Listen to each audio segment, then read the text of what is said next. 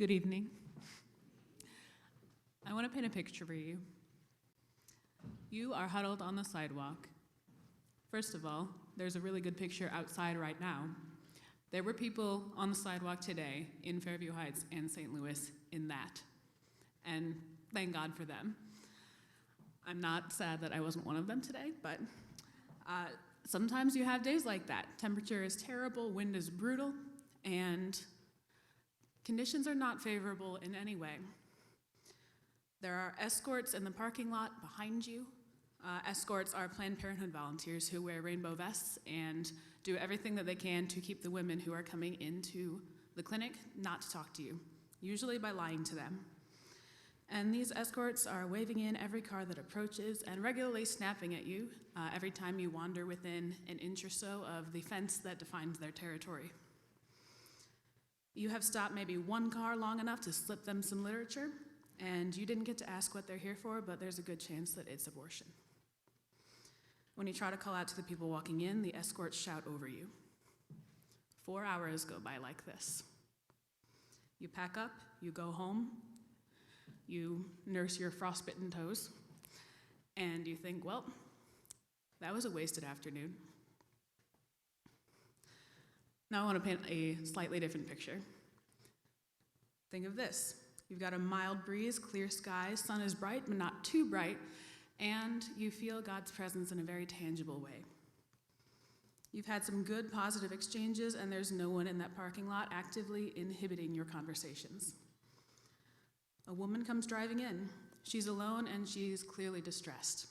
She wants a pregnancy test, maybe an ultrasound, and she definitely wants to talk to somebody about her options. You offer her all of these services, and she lights up when she hears you say, "It's all free." She goes over to the mobile unit next door to get her ultrasound, and you later hear that she cried when she saw it. She drives away. Planned Parenthood doesn't make a dime. She and her baby are in good hands, and you go home knowing that you made a huge difference in that woman's life that maybe nobody else could have. My name is Lauren Kammerer. I have been at Coalition Life for over 8 months, and for most of that time have been on the sidewalk in St. Louis, Missouri, Fairview Heights, Illinois, and most recently, Flossmoor, Illinois, 3 to 4 times a week. And in that time, I have been blessed with many days of both kinds.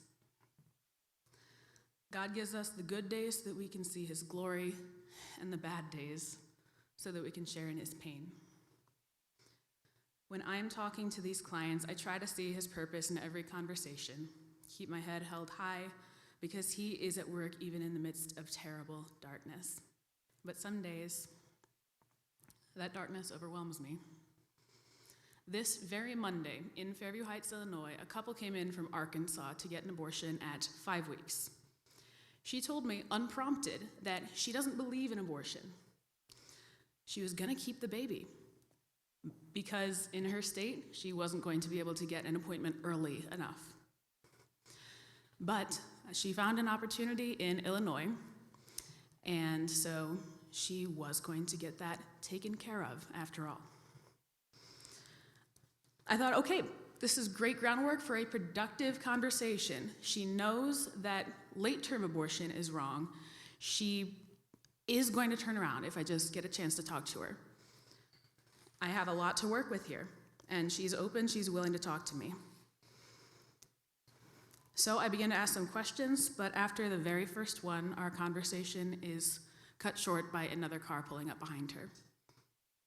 I tried my best to keep the conversation going and the woman engaged, but in just a couple of seconds, the pressure from that car behind her caused her to pull forward and end the encounter.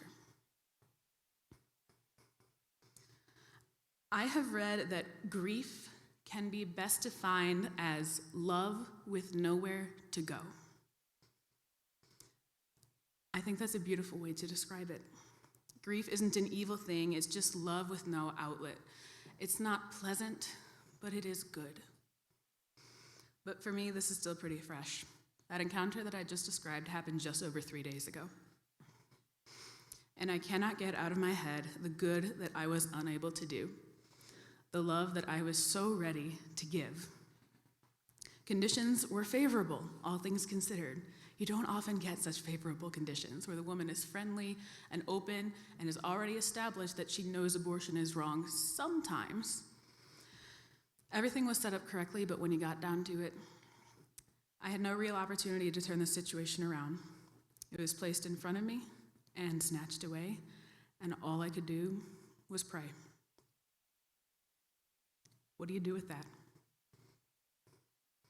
I can tell you this, that encounter has haunted me more than most similar ones, because honestly, for most women, you don't get this sense of openness of, I know this is wrong, but for most of them, there's no real indication that their mind isn't made up irrevocably, and you just have to keep throwing things at a wall and hope to God something sticks.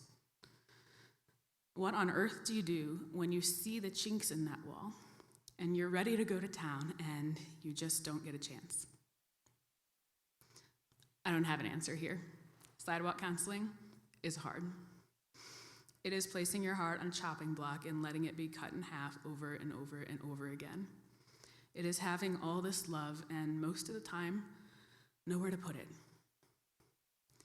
It can be easy to lose sight of that love when so many people aren't ready to accept it. But then something happens to shake things loose, and you realize anew how crucial, how invaluable every single interaction that you get really is. How there is always more good coming from each of those encounters than you get to see.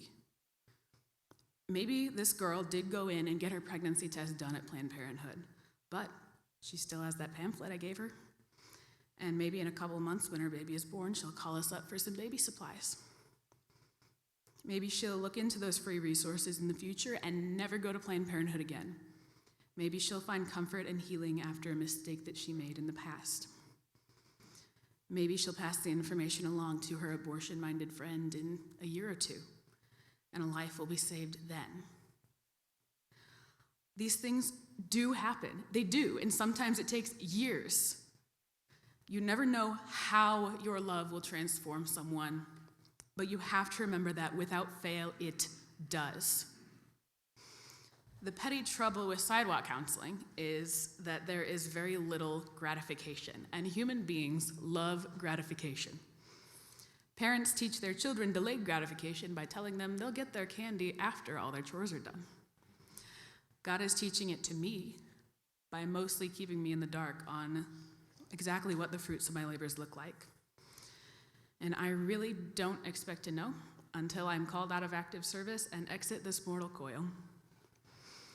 It is not easy, and I whine and I pout and I beg, God, give me something. And sometimes, blessedly, He does. About a month ago, I was counseling in Fairview Heights, and a woman came in for a chemical abortion at about 6 or 7 weeks gestation. She was the mother of 2 children already, and she really felt that she couldn't afford another one. She explained that her boyfriend really didn't want her to do this, and she really didn't either.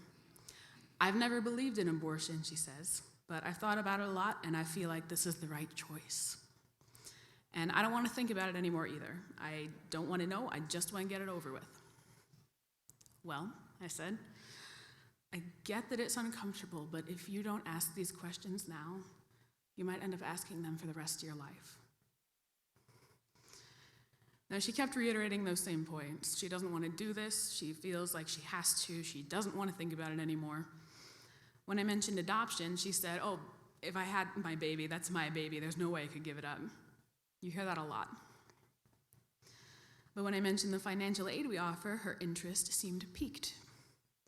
What kind of financial aid? She asked. We talked for about 10 minutes, maybe 15. The more we talked and the more she listened, the more I felt like somehow we were getting somewhere.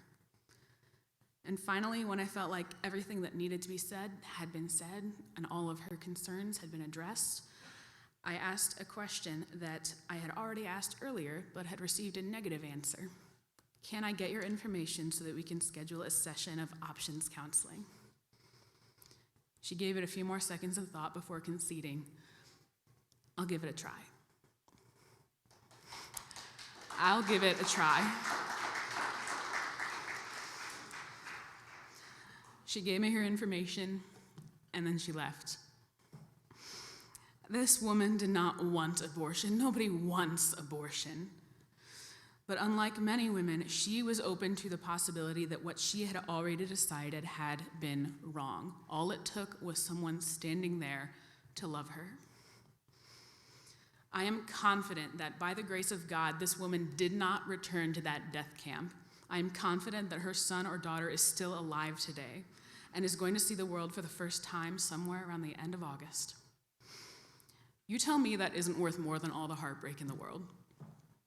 You tell me that I'm not going to still be thinking about that woman and that child when I am old and gray. You tell me the world didn't change with the fateful words, "I'll give it a try." Yes, there are hard days, but in the words of St. Josemaria Escriva, he did not say you would not be troubled, you would not be tempted, you would not be distressed, but he did say you would not be overcome. And to that I hold. If we sidewalk counselors accomplish nothing else in the space of a given 4-hour shift, then at least we showed everyone who could see us that we would not be overcome. And I promise we never will. Thank you.